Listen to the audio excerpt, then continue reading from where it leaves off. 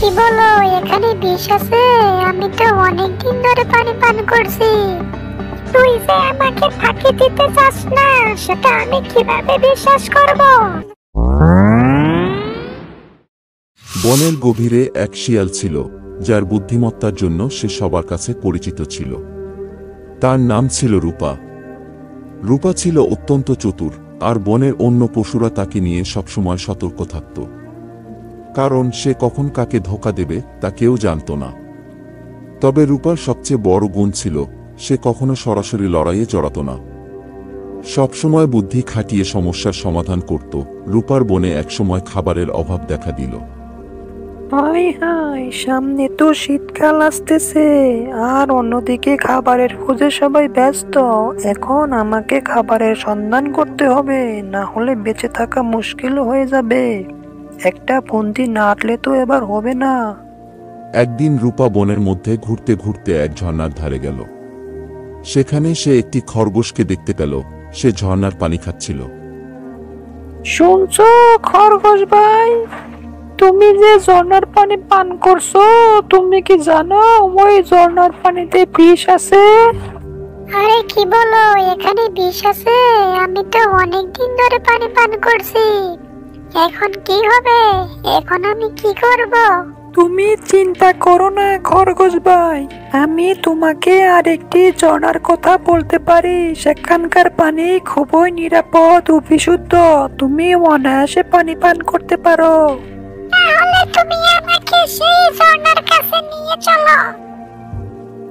রূপা খরগোশকে নিয়ে যাত্রা শুরু করলো। সে বনের গভীরে একটি জায়গায় এসে থামল।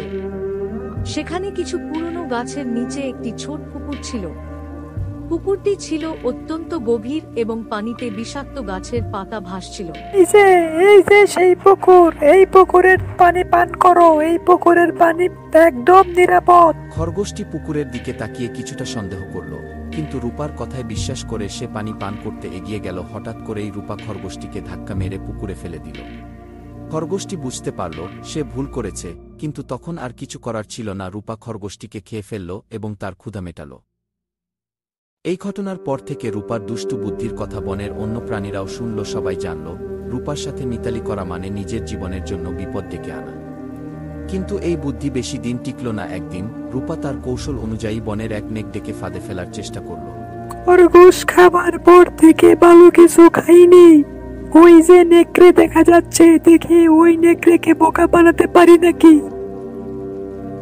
নেকড়ে ভাই, আমি একটি নতুন জায়গা খুঁজে পেয়েছি।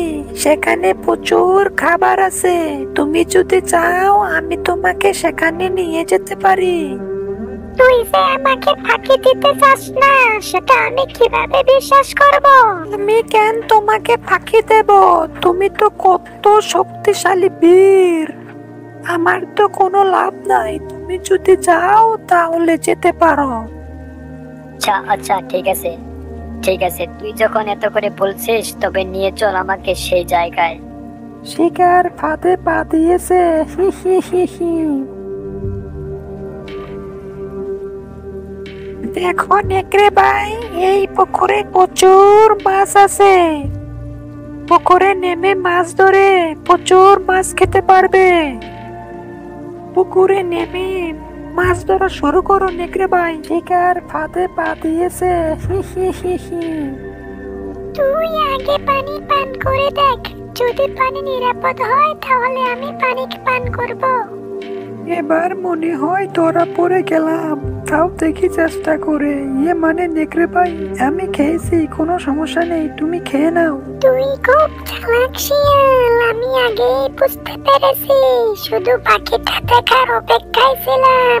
আজ তোর ফাঁদে তোকেই পড়তে হবে, না হলে তোর রক্ষা নেই। এটা বলেই নেকড়ে রূপাকে পুকুরের দিকে ঠেলে দিল। রূপা হঠাৎ ভারসাম্য হারিয়ে পুকুরে পড়ে গেল। সে প্রাণপণ চেষ্টা করেও বের হতে পারল না।